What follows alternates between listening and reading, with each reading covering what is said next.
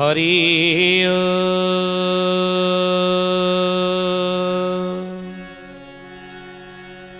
ओम भूर्भुवः स्वः तत्सवितुर्वरेण्यं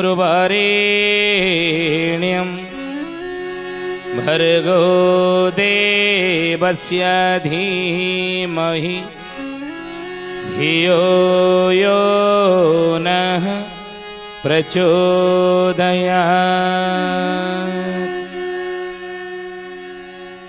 भज अनंत गोपाल सत्यधाम भज अनंत गोपाल सत्यधाम जप हरे कृष्ण परम ब्रह्म राम जप हरे कृष्ण परम ब्रह्म राम भज पतित पावन कलकी राम भज पतित पावन कलकी राम भज पतित पावन कलकी राम भज पतित पावन कलकी राम जप सत्य सनातन हरे राम जप सत्य सनातन हरे राम भज अनंत गोपाल सत्यधाम भज अनंत गोपाल सत्यधाम।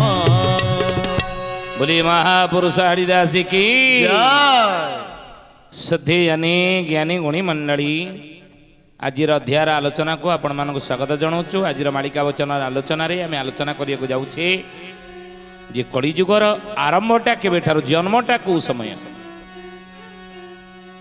शेष सीना आम जाचे 4,32,000 वर्ष कलिजुग भोग पर शेष हो किंतु महापुरुष मान कहते 5,000 वर्ष कलिजुग भोग पर कलिजुग समाप्त हो किंतु कलिजुगर जन्म समय केतेबेले महापुरुष हरिवंश कहले जेतेबेले कृष्ण जन्म होइले गोपद्वारकार लीला रचिले जेतेबेले प्रभु तेजिले मही 12 कली भोगटी जाई अर्थात भगवान श्रीकृष्णंकर इहलीला संवरण बेलको यधाम संवरण जो प्रभु कले स्वधाम प्रत्यावर्तन कले से कलिजुग 1200 वर्ष भोग सरी 1200 वर्ष भोग सरी पुणी महापुरुष कहउचंती जे परीक्षित आदि सोम वंशेण परीक्षित आदि सोम वंशेण राजा होइले ऊनविंश जन राजा होइले ऊनविंश जन। सुधियानी ज्ञानी गुणी मंडली आम अल्प बहुत समस्ते जानीचे श्रीमद् भागवत महापुराण मध्य प्रमाण दियंती बड़ी की जिते भगवान वामन अवतार पाताल को चापुले से बड़ीर भौणी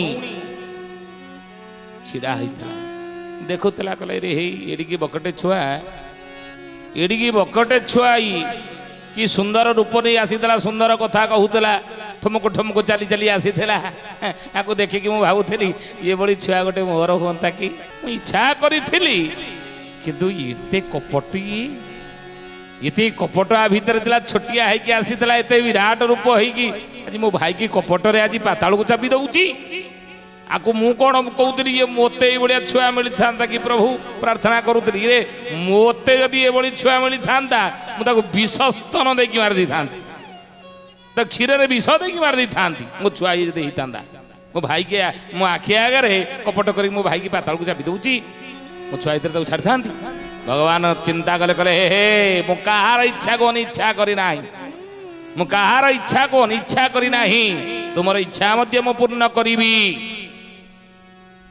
देखंतु सत्य जुगर लीला प्रभु द्वापर जुगरे मध्य ताकु शेष कले सत्य जुगर साप ताकु द्वापर जुगरे प्रभुଙ୍କ ଉପରେ ता फलीभूत हैला से बड़ीर भौणी पुतना राक्षसी रूप में जन्म है एवं प्रभु को विषस्थान देकी मारिया चेष्टा करथिला नुहे कंसर इंगित तेणु एथिरु आमे कौन शिक्षा लाभ कले कौन प्रमाण पाइले ना साधारण मनीष तो मनीष भगवान मध्य सापरु अभिशापरु मध्य रक्षा पाई नाहंती भगवान को मध्य साप रो फल मिली ଏବଂ ପାପ ପାପ ମଧ୍ୟ ଭଗବାନ ଭୋଗିଛନ୍ତି।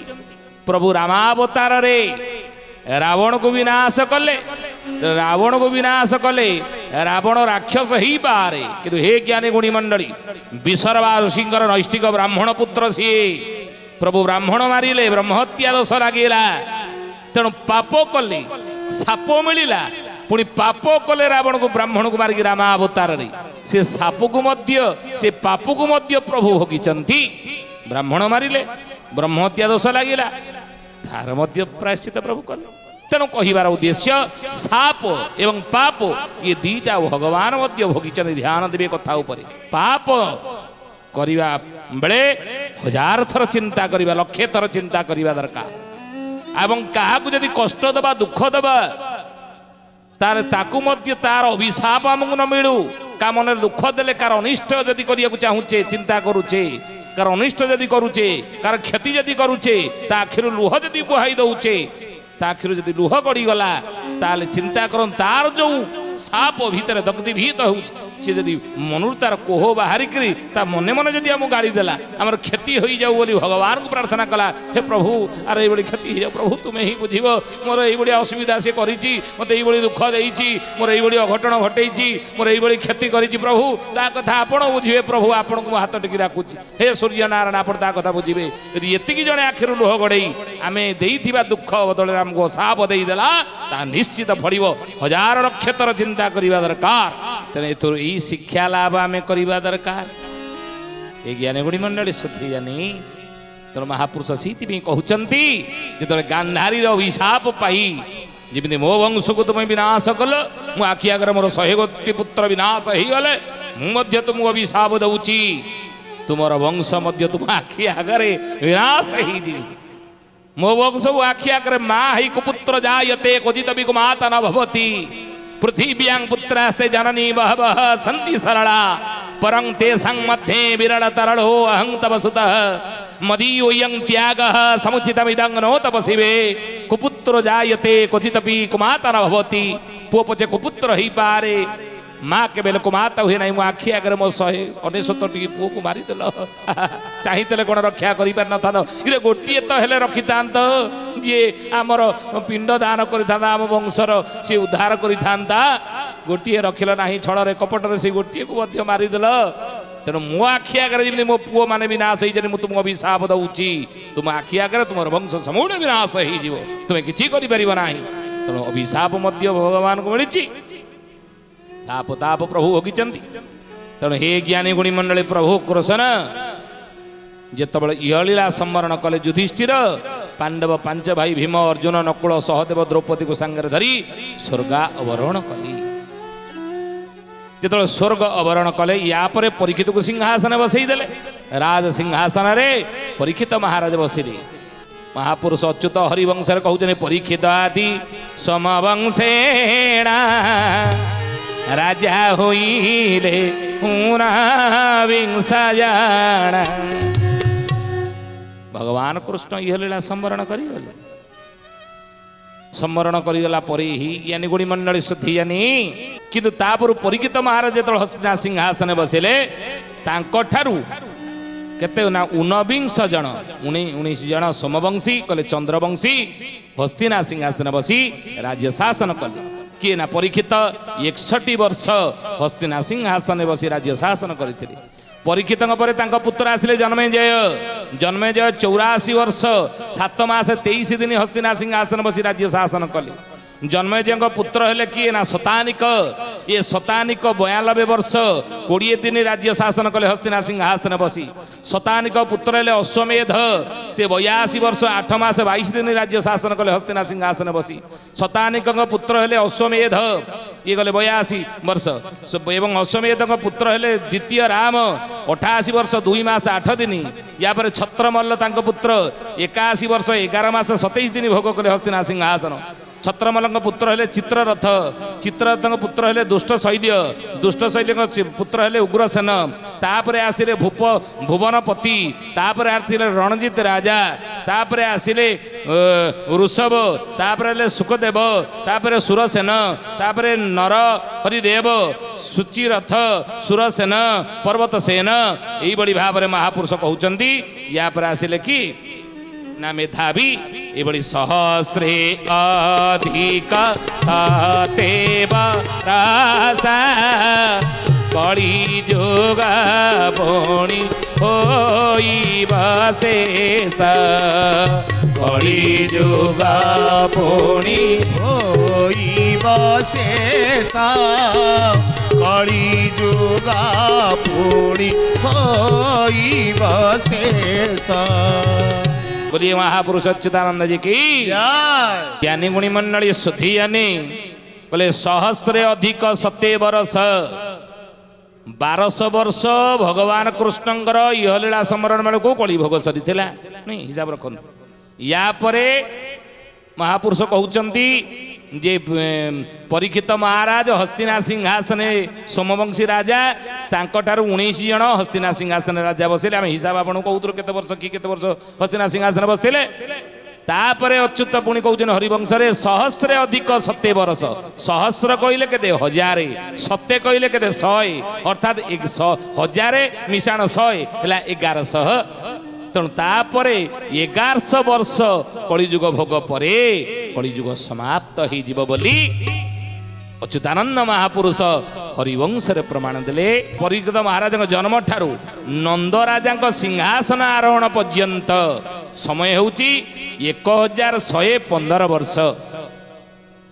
यही दृष्टि विचार कले नंद राजा सिंहासन प्राप्ति बेलू कलिजुगर भोग समय होची 1200 मिशाण 1115 समान है 2315 वर्ष। आउ नंदवंशर राजत्व काल होची 100 वर्ष होइथिबारु एवं एई वंश ख्रीष्टपूर्व 400 वर्ष पूर्वे राजत्व करुथिबारु ख्रीष्टाब्द आरंभ बेलू कलिजुगर हाराहारी भोग समय होची केते ना 2315 मिशाण 100 एवं मिशाण 400 समान है 2815 वर्ष। सुतरां आज सुधा 2020 मसीहा सुधा कलिजुगर मोटामोटी भोग होची केते ना 2815 मिशाण 2020 समान है 4835 वर्ष ये कलिजुगर आयु।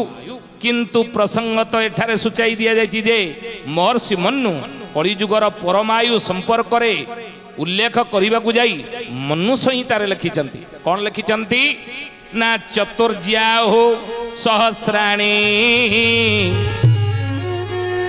वर्षाणां तत्कृतं जुगं तस्य तावच्छति संध्या संध्या सश्च तथा बिथ। मनु संहितारे महर्षि मनु कौन कहले कलिजुगर परमायु 4000 वर्ष एवं यार पूर्व और पर संख्या उभय 400 वर्ष लेखाए भोग होता। यही रूपे कलिजुगर निर्दिष्ट बयस है 4800 वर्ष। या छड़ा श्रीमद् भागवत मध्य कलिजुगायु 4800 वर्ष बोली स्वीकृत होई अछि कलिजुगर आयुष। किंतु पंचसखा माने से अच्युतानंद कौन लिखिले 4800 वर्ष सिना कलिजुगर महर्षि मनु कहउचंदी भागवत मध्य लिखा जाइछि व्यास लिखिले। किंतु पंचसखा माने कलिजुगर आयुष को केते बोली धरिचंदी ठिकणा अच्युत कले तीनी बामे पंच रखिले ठकी जीव विनाशानी बोले सुजाने रे ठकी जीव विनाशानी भले सुजाने ठकी जीव विनाशानी भले सुजाने। बोलिए महापुरुष अच्युतानंद जी की जय। ज्ञानी गुणी मंडली यार अर्थ है कौन ना ठ तीन बामे तीनटा ठ तीनटा शून्य ता बाम पटे 5 रखिले हेब केते हाराहारी 5000 वर्ष 5000 वर्ष होउची। तेणु हाराहारी 5000 वर्ष कलिजुग भोग हेब बोली पंचसखा मानक भितरे जे होउचन योगजन्मा जे होउचन मौड़मणि जे होउचंदी पद्ममन राजहंस निमाळ पद्मवन राजहंस से अच्युत कहते 5000 वर्ष कलिजुगर आयुष से तांको मत सहित संत महापुरुष हाड़ीदास जहाँकर जन्म 1700 ख्रीष्टाब्द भितर जे कि अच्युतानंद महापुरुषंकर एक परवर्ती जन्म बोली परवर्ती अवतार बोली बा परवर्ती जन्म बोली जहाँ को संत महात्मा माने मालिका शास्त्र मध्य जहाँ को विश्वास करती से संत महात्मा हाड़ीदास मध्य तांकर भविष्य 34 अच्युतंकर मत सहित एकमत ही कौन कहले ठिकणा अमर पुरा ठाकुर तहिरो हेबे बार जे 500 को तो धर सो जाने रे थारी 500 को तो धर सुजाने थारी 500 को तो धर सुजाने ठिकणा अमरपुर ठाकुर तहिरो हेबे बाहर जे थारी 500 को तो धर हाड़ीदास महापुरुष मैत्र नीलाद्री नंदन आगे कहते हे सखा अच्युतानंद महापुरुष जुग निर्णय कलिजुगर बयस विषय जहाँ आयुष विषय जहाँ आलोचना करछंती ता सठिक गणना करछंती अर्थात ठिकणा अमरपुर ठिकणा मु दउची अमरपुर कले अमरावती छतिया ठाकुर तहिरु हेबे बाहर सेईठारु ठाकुर ही बाहरिबे सेईठारे ठाकुरंगर लीला खेला हेबो एवं थारी 500 को तू धर मु ठारिली तू 500 केते बेले हेबो ना 500 को तू धर 500 कले 5000 वर्ष को तू धर बुझिले हे ज्ञानी गुणी मंडली से भागवत रे कौन लिखा गला ना चत्वारी त्रीणि द्वेटिकं कृतादिषु यथाक्रमम् संख्यातानि सहस्राणि द्विगुणानि शतानि च अर्थात सेई सत्यादि 4 जुग क्रमश 4 3 2 एवं 1,000 वर्ष भोग करती देखिया गले सत्य जुग 1000 वर्ष त्रेतया जुग 2000 वर्ष द्वापर जुग 3000 वर्ष कली जुग 4000 वर्ष किंतु हाराहारी मोटामोटी भाव में कली जुगर आयुष को पंचसखा माने धरचनी केते 5000 वर्ष कले चहटी बलीला तू 4 रे मिसाएक चढ़ा 3 सुन्ना ताही जेते लाठी कहे सुना हाँ सुना भाई सुना सुना सुना सुना सुना सोधी जना अन्यथा नहिब केबे मालिका वचन अन्यथा नहिब केबे मालिका वचन महापुरुष अच्युतानंद मालिकार नामारा जुगाब्धि गीता कहले चहटी लीला लीला चहटी कार कड़की प्रभुंकर केते बेले ना तू 4 रे मिसा 1 4 रे 1 मिसिले हे ज्ञानी गुणी मंडली हेबो केते ना 5 चढ़ा 3 शून्य 3टा शून्य चढ़ेबे केते हला 5000 वर्ष कली जुग भोग परे परे कड़की लीला चहटिबो प्रभुंकर लीला चहटिबो के चली जीव घोर कली धली देवे मिली चेतायण गीते कहे अच्युत जे भाड़ी सुना भाई सुना हाँ सुना सुना सुना सुना सुना सोधी जना अन्यथा नहिब केबे मालिका वचन अन्यथा नहिब केबे मालिका वचन चली जीव घोर कली दली देवे मिली चेतायण गीते कहे अच्युत जे भाड़ी मते चेते की कहूँ चेती जाओ घोर कली चली घोर कली पर पुणी थरे जुग परिवर्तन हम आ मु चेते दूची तुम्हें परिवर्तन हो जाए क्षिति मध्य जेते भक्त जन्म होइछंती छाड़ी जीव तांकर मनोभय भ्रांति सुना हाँ सुना भाई सुना सुना सुना सुना सुना सोधी जना अन्यथा नहिब केबे मालिका वचन अन्यथा नहिब केबे मालिका वचन क्षिति कहले कौन पृथ्वी क्षिति मध्य कहले पृथ्वी मध्य संसार मध्य जेते भक्त जन्म होइछन जेते भक्त सब जन्म होइछन प्रतिदिन आम कहू मालिका वचन रे नहीं छाड़ी जीव मन भय भ्रांति କ୍ଷିତିମତି ଯେତେ ଭକ୍ତ ଜନ୍ମ ହୋଇଛନ୍ତି ଛାଡ଼ିଯିବ ତାହାଙ୍କର ମନୁ ଭୟ ଭ୍ରାନ୍ତି, ତାଙ୍କ ମନରୁ ଭୟ ଭ୍ରାନ୍ତି। ଭୟ କହିଲେ ଯେଉଁ ଭୟ ଆମେ କରୁଛେ ଦୁର୍ଜନ ଲୋକକୁ ଡରଇ ପିଠି ଯାତନା ଦେଇ ନିରେଖ ହୋଇ ପଡ଼ିଅଛି ଭବ ସାଗରେ ମୋହି। ଦୁଷ୍ଟମାନଙ୍କର ପ୍ରାଦୁର୍ଭାବ ଯୋଗୁଁ ବା ଦୌରାତ୍ମ୍ୟ ଯୋଗୁଁ ଆଜି ଯେଉଁ ଭକ୍ତମାନେ ଡରିକି ଅଛନ୍ତି, ଲୁଚି ଛପିକି ଅଛନ୍ତି, ଚୁପ୍ ହେଇ ଅଛନ୍ତି, ମନରୁ ଏଇ ଭୟ ଦୂର ହେଇଯିବ। ଭ୍ରାନ୍ତି, ଭ୍ରାନ୍ତି କହିଲେ ସତରେ କ'ଣ ପ୍ରଭୁ ଆସିବେ, ସତରେ କ'ଣ ଏଭଳି ପରିବର୍ତ୍ତନ ହେବ? ଏଇ ଯେଉଁ ଭ୍ରାନ୍ତି ମନେ ରହିଛି ଆଉ ସେ ଭୟ ଆଉ ଭ୍ରାନ୍ତି ଏ ଦୁଇଟା ତାଙ୍କର ଦୂର ହେଇଯିବ। କାହିଁକି ନା ଆପରେ ଭଲ ସମୟ ଆସିବ। ସେ ଭଲ ସମୟଟା କେବେଠାରୁ ଆରମ୍ଭ ହେବ? କେବେଠାରୁ? କୋଉ ସମୟ ଠାରୁ? ତାର ସୂଚନା କ'ଣ ମାଳିକାରେ ଅଛି? ହଁ, ତାର ସୂଚନା କ'ଣ ବ୍ୟାସ ଲେଖିଛନ୍ତି ତାକୁ ଶାସ୍ତ୍ରରେ? କ'ଣ ଶାସ୍ତ୍ରରେ କ'ଣ ୟାର ବର୍ଣ୍ଣନା ରହିଛି? ହଁ, ଆସନ୍ତା ଅଧ୍ୟାୟରେ ଏ ବିଷୟ ଆମେ ଆଲୋଚନା କରିବା। ତାର ପ୍ରମାଣ କୋଉଠି ଅଛି? ଭଲ ସମୟର ପ୍ରମାଣ ଶାସ୍ତ୍ରରେ କୋଉଠି ଅଛି, ମାଳିକାରେ କୋଉଠି ଅଛି? ଆମେ ଆସନ୍ତା ଅଧ୍ୟାୟରେ ଆଲୋଚନା କରିବା। ଏ ଜ୍ଞାନଗୁଣୀ ମଣ୍ଡଳୀ ଶ୍ରୋତି ଜାନି ଆଜି ତ ସମୟ ହେଇଛି ବାଣୀକି ବିରାମ ଦେବା। ପ୍ରଭୁଙ୍କର ନାମ ନେଇ କିନ୍ତୁ ତା ପୂର୍ବରୁ ଜଣେ ଭକ୍ତର ନାଁ କହିବା। କିଏ ସେ ଭକ୍ତ? କ'ଣ ତାର ନାଁ? କୋଉଠି ତାର ଜନ୍ମ? 18 ନଳାରେ ବାସ ଭବନ, ତା ପିତା ନାମ ଗିରିଧାରୀ। ବଉଡ଼ାଲୋ ପିତା ନାମ ଗିରିଧାରୀ, ମାତା ନାମ ତାର କୌଶଲ୍ୟା ହୋଇବ ଊନବିଂଶ ଗର୍ଭଧାରୀ। ଜୟ ଜଗନ୍ନାଥ ଜୟ ଜଗନ୍ନାଥ ଜୟ ଜଗନ୍ନାଥ ଜୟ ଜଗନ୍ନାଥ। 18 ନଳାରେ ବାସ ଭବନ, ତା ପିତା ନାମ ଗିରିଧାରୀ। 18 ନଳା କୋଉଠି? ପୁରୀ ଶ୍ରୀକ୍ଷେତ୍ର।